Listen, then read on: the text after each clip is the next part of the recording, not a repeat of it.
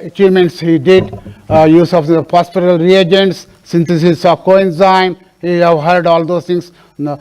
And then total synthesis in 1970, he announced the total synthesis of first artificial gene for the alanine transfer RNA gene. And few years later, he and his team created a second artificial gene that was shown to be fully functional in a living cell. This valuable work led a fortune in where the scientist could use the artificial genes to synthesize pharmaceutically important proteins and to cure the hereditary disease in humans. I should point out that genetic engineering has been made possible due to the ability of synthesized DNA. That's a very important contribution. Dr. Khurana also developed a method similar to PCR for amplification of the gene, method which is quite often used by PCR now. During the later years, he experimented on the molecular mechanism of underlying the cell signaling pathways of vision in our vertebrates. He studied the rhodopsin, structure function of rhodopsin, a light-sensitive protein found in the eye. As already pointed in the video, he enjoyed hiking, listening to the music, and often took his scientific inspiration from the long daily walks. I hope that the example set by Dr. Govind Khurana and his contributions and achievements in science that I showed in this slide will continue to inspire the generations of young scientists all over the world. As per our scriptures, a guru or a teacher is the one who is regarded as having a great knowledge, wisdom, and authority in a certain area and who uses to guide others. I like to conclude my talk with a quote of Albert Einstein saying, "It is the supreme act of the teacher to awaken joy in creative expression and knowledge." And Govind was like that. He was our guru, he was our teacher as well as a friend.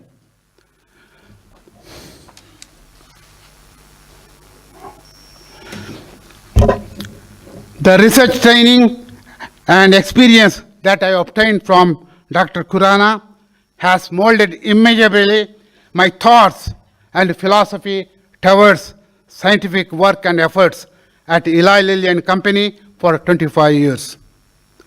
As a result, I was able to obtain 12 USA patents for a new drug discovery. Particularly, the products are Humulin, Humalog, human growth hormone, Humatrop, they sell it as Humatrop, bovine growth hormone to increase the milk production in cows, and several other drug discovery at Lilly. You know, as a pharmaceutical company, it's very difficult to publish papers. I have a lot of scientific data, but I cannot publish. But however, I was able to publish 50 full scientific papers in the peer-reviewed journals and present 47 scientific abstracts in national and international meetings. I also received Padma Shri title from the President of India in 1977 for my work. I thank the organizers, Dr. Tom Rajbandari, Rajendra Ranu, and others for arranging this symposium here at this institute, and I hope you all had a great and enjoyable day. Thank you.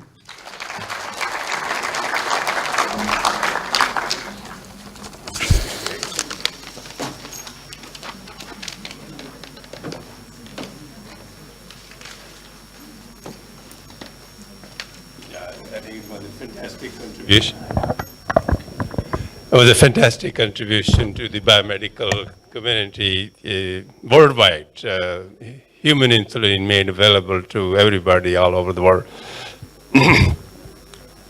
Next speaker is Dr. Desi Lee from Korea, and he received his PhD from McGill University and then spent postdoctoral fellowship with Gobind. He went back to Korea at Korean Research Institute for Biotechnology, and more recently he's a member of the Korean Research Institute of Biosciences and Biotechnology.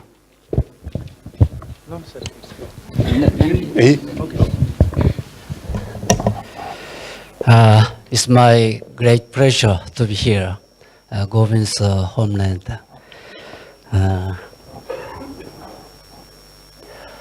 This is 1983 summer. I was last organic chemist in the Gobind lab who synthesized the DNA manually. I found here, also I found Matthew over here. Oh, you are there. This one is the only one color picture because most of the picture gave in black and white.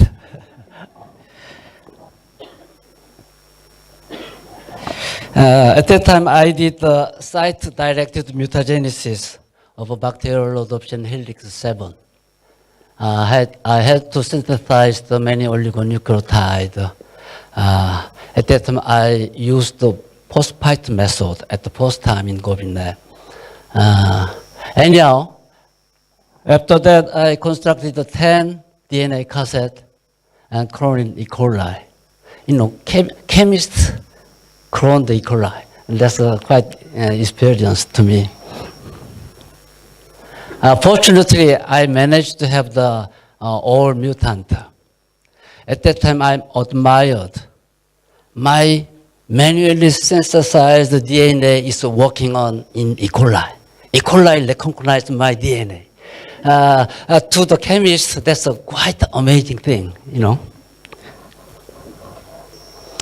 After Gobind's lab, I was back to Korea. At first, I set up the DNA synthesizing system in KIST. After 7 years later, one of my PhD students, Hano Park, established a massive automated DNA synthesizing unit in his bioventure company. Name is Bionia. Now Bionia becomes a major supplier of DNA, RNA, and molecular diagnostics. 350 people are working in that company. After chemical synthesis of DNA, I got into the biochemical synthesis of DNA using the thermostable DNA polymerase from the Thomos caterpillars, Thomos thermophilus, Thomos flavus, and Thomos aquaticus. This is a 3D structure of Thomos aquaticus DNA polymerase determined by the 3 lab. So Sewon, Tom Stiles, and Desley. During this study, I realized the thermostable enzymes are very strong, very powerful tool for synthesizing biomolecules and other industrial compounds. So we get into the genome analysis of extreme thermophile, Thomos caterpillars. After that, we identified the most of the carbohydrate-related enzyme gene from the that sequence because I am a basically carbohydrate chemist. Then cloned E. coli and overexpressed. This is a list of enzymes. All of them overexpressed in E. coli. We have more than 127 enzymes. That's quite a lot. So we can draw the reaction scheme. we call it carbohydrate biorefinery. This system very useful for synthesizing the certain metabolite, and also we can use the interaction between metabolic pathways, and also we can identify the certain signaling protein interaction, and also we can find the regulator to determine the metabolic pathway or metabolic the direction of metabolic pathway. Okay, next one is in 1992, Govin was invited to the Nobel laureate lecture in Seoul National University. After that, I traveled the countryside with the Govin and Esther. This is the 1,200 years old Buddhist temple in Korea. Name is Bulguksa. At that time, Govin and Esther had a quite good feeling. Here are more the pictures. At that time, Govin told me a very interesting story about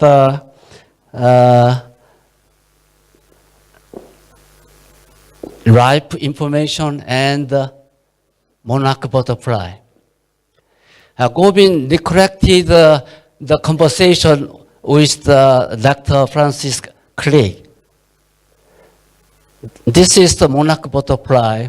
Govin said, this butterfly fly 1,500 kilometers down to Florida and lay eggs and die. Next spring, the egg become a daughter butterfly, fly back to Kentucky again. Obviously, the daughter butterfly never met their parent butterfly. But this butterfly, no lesson to how to fly, no lessons how to fly back to the Kentucky, no lesson how to survive. But that daughter butterfly behavior exactly same as their parent butterfly did. So Govin and Francis, curious about the source of that intangible, essential information. I think they thought DNA might be storage device for that essential information. That's why these old scientists made the equation DNA equal soul. It's a rather surprising equation. Okay. So we can extend that hypothesis further. Such an essential information like operating system of a living organism, instinct, bioclock, and any others may be stored in DNA. And in addition, other kinds of genetic code also exist in DNA for the other biopolymer, or cell structure, or morphology, shape of organisms. So there are many challenges to tackle with in front of us. It's your job to do. This is the last picture of my talk. A couple of years ago, I published a science fiction novel. Name is Silicon Decoded. This is a story of an alien organism possessing the silicon DNA.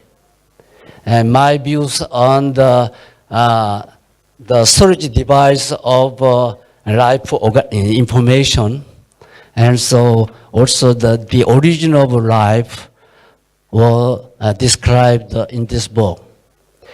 Hopefully, someday, Hollywood made a SF movie with this story.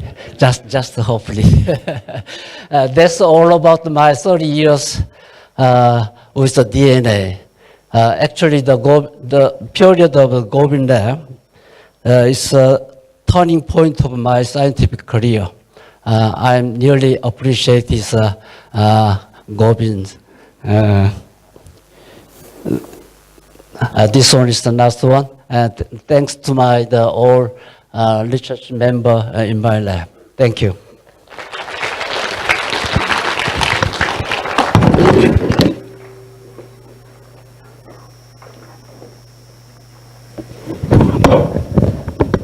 Well, our next speaker is Dr. Krishna Apasani.